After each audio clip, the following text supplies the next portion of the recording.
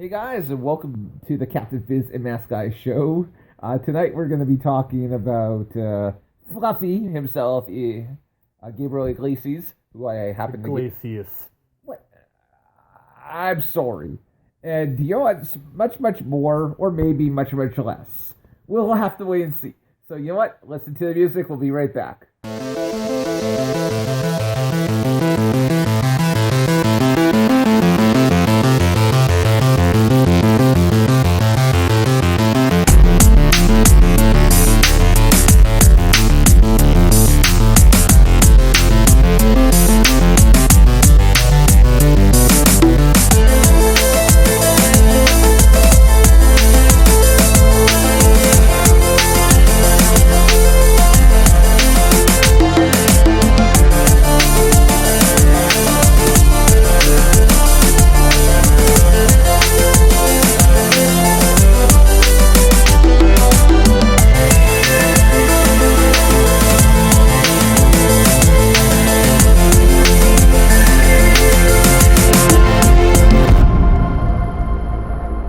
Welcome back to the Captain Fizz and Mask Guy show. Of course, I am Captain Fizz, and I always laugh during that, and I don't know why. Yeah, it's just one of those things that makes you go, why do you? I don't know. I think the big reason is I'm looking at the comments here, and already Weem is going at it, and he says, yeah, and somehow in my head I'm picturing this big, gigantic Kool-Aid man bursting through the wall, going, oh, yeah! Well, I happen to know that Weem is a bit of an E-fed buff, and knowing some of his characters, you're probably not that far off. I don't know, it's just every time I see that, for some reason, the Kool-Aid man has gotten a macho man accent, so I don't know. Oh, yeah! Something went really wrong in that. So yes, I am Captain Fizz. And the Greens once again from the 7th Moon of Thunder. I am that mask guy. And I love these opening segments. They're always the best. Yeah, well, because we don't care anymore. Well, you know what? I mean, it's not like we actually write these things down. It's like, okay, what are we talking about tonight? Okay. Yeah, there used to be a point where we'd have notes telling us what the hell we were talking about, and we never got through any of it because we talk and talk and talk, and so pretty much what you all need to know is everything is on the top of our head, like literally the top of our head. Literally, none of this is scripted whatsoever. And if it is, we've shot the script maker years ago, and he's buried in the backyard. You're not supposed to tell Okay, sorry, people. The front garden. There you go. Potato patch? So how you been? I mean, I haven't seen you in a couple of weeks. I don't know. We've been getting used to this whole little segments talking about what's wrong with our city. And I have to bring up another one, right? And this happened last weekend.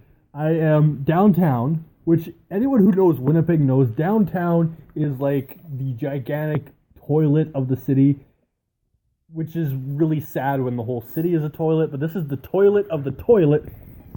Basically, every time you go down there, you're pretty much hassled endlessly by homeless people for change. Two things happened down there. We'll start with the one that was actually entertaining.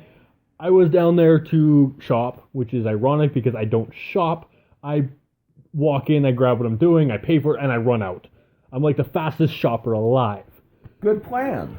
It is, and so I walked into this Dollarama, and I'm looking around for, a piñata, which is a very simple thing, and if I have to explain it, what a piñata is to you, there's something seriously wrong with you. So I walk up to this guy, and, who works there, not random strangers, I'm not that strange, well... Yes, you are. Oh, yes, I am. He had an outfit on him that looked like he worked there, so I'm assuming he worked there.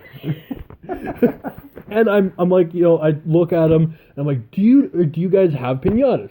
And I had to spend the next 10 minutes talking or explaining what a piñata is. No matter what I said, it's like, it's shaped like, little things, and, they put candy in it, you whack it with a stick, and the candy falls out. That's pretty much a basic explanation of what a piñata is. It's a pretty good explanation. His response was the most stupidest thing I've ever heard. Oh, you mean a goodie bag?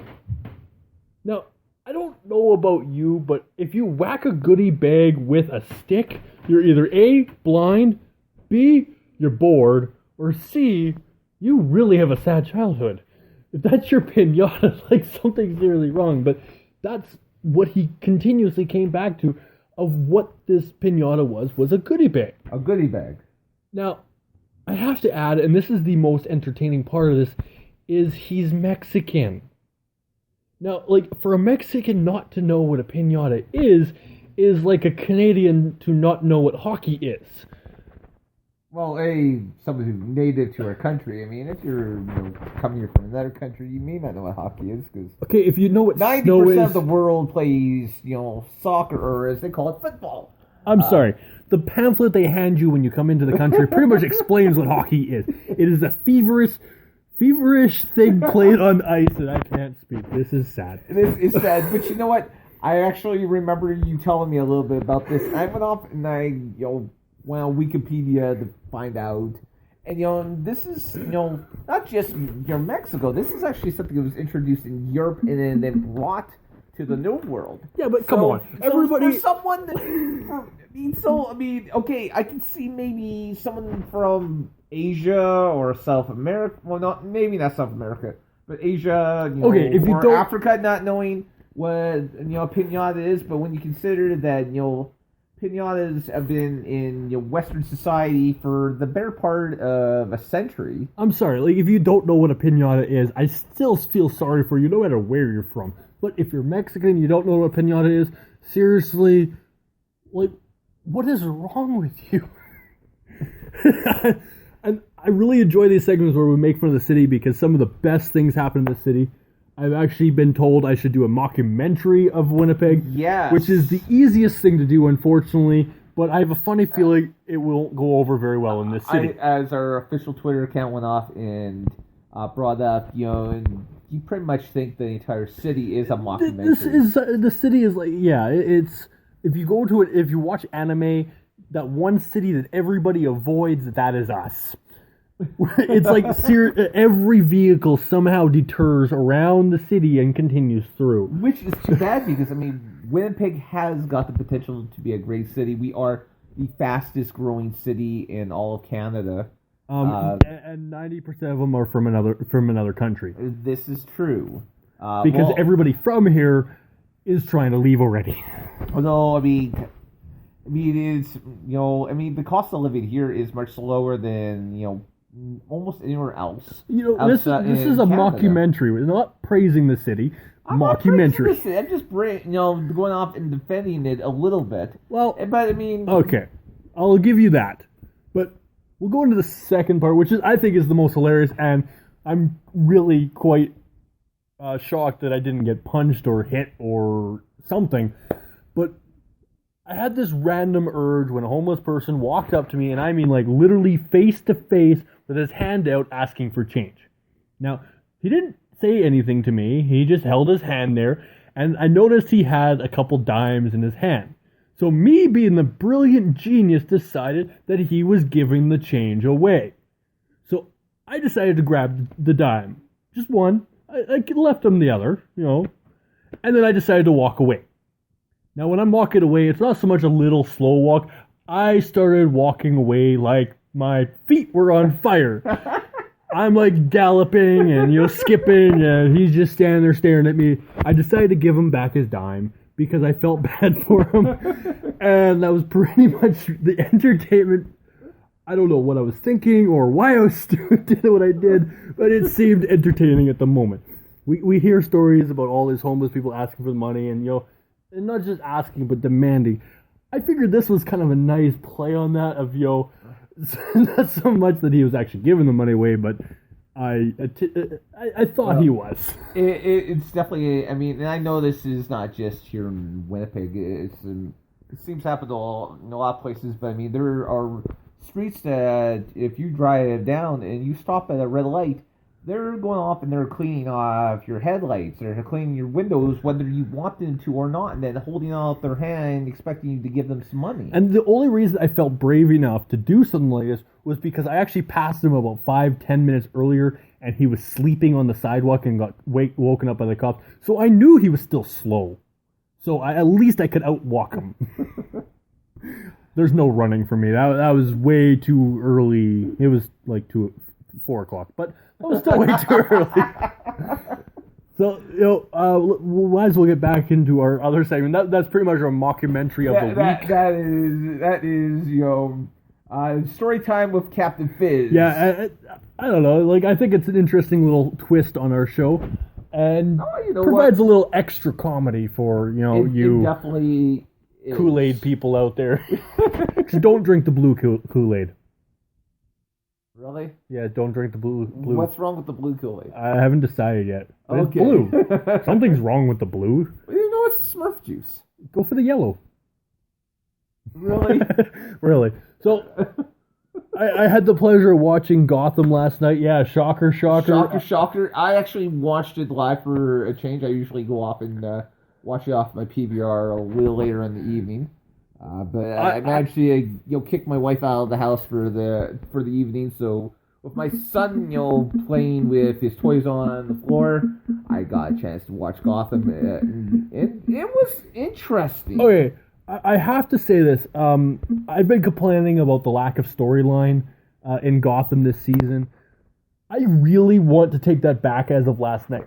Everything they've done has led up to what happened last night. There's there was tons of stuff that was going on here. I mean, we're seeing, I feel stupid, because I can't remember what her name is, but Jim Gordon's ex-girlfriend's returned to town. She is engaged to be, married to the doctor's son, Don Falcone. Okay. I have to say, as soon as they were sitting at dinner, and then he showed up for some odd reason, for a few seconds at least, I thought it was the police chief. It had the same kind of look, and then I looked at him like, oh wait, that was so that's a big twist. But they really did pack a lot of stuff into this one episode. Penguin going off and announcing he's running for mayor. Yeah, something sounds really good about that. Penguin Mayor. And Mayor Penguin. Mayor Penguin, and going off and using his new influence to help get his buddy Enigma out of Arkham Asylum. Okay, no, not his new influence. Just his typical "I'm going to ruin your life if you don't do what I want you to do" attitude. And that's why we love the Penguin. Absolutely. I've stated it several times before, he's by far the best character on the show. And no. Until tonight. Something. Until last night. And, there's definitely, of course, the main baddie on this episode was the Mad Hatter. Yes, which is the best part about that was not once did they actually introduce him as the Mad Hatter, but they definitely did... other things like the tea time. The tea time, and wearing the hat, and going off and having the pocket watch, which was something that we are familiar with from the Alice in the Wonderland show. And his sister, at least we assume it's his sister. Anyways, her name is Alice. Yes, which they actually showed her, and it was actually quite entertaining because she was actually sent to Indian Hill because of what's wrong with her. Yes. And not the other way around. And there's something very interesting. If you go off and you kiss her or you get contaminated by her blood, it turns you into some type of zombie freaking, psychopath who needs to be put down and burned. Yes. Which I thought was awesome. The whole setting everything on fire really speaks to me. But to go off and absolutely cleanse it, it's like, okay, we have to make sure this contaminant doesn't get around. I'm actually quite interested to see where they could go with Alice. And what I was really worried about was the fact that, okay, the person playing him, and I can't remember his name offhand, but that's fine, was actually a character in The Walking Dead, and I was really worried that there was going to be, very similar looks, where you would actually recognize them. Holy smokes, was I blown away. It took me a little while to remember the fact that it was actually the guy from The Walking Dead, because it's a completely different look and attitude. And, really blown away by the introduction of this character, and it's about dang time. There was just a lot of really, kind of interesting stuff. But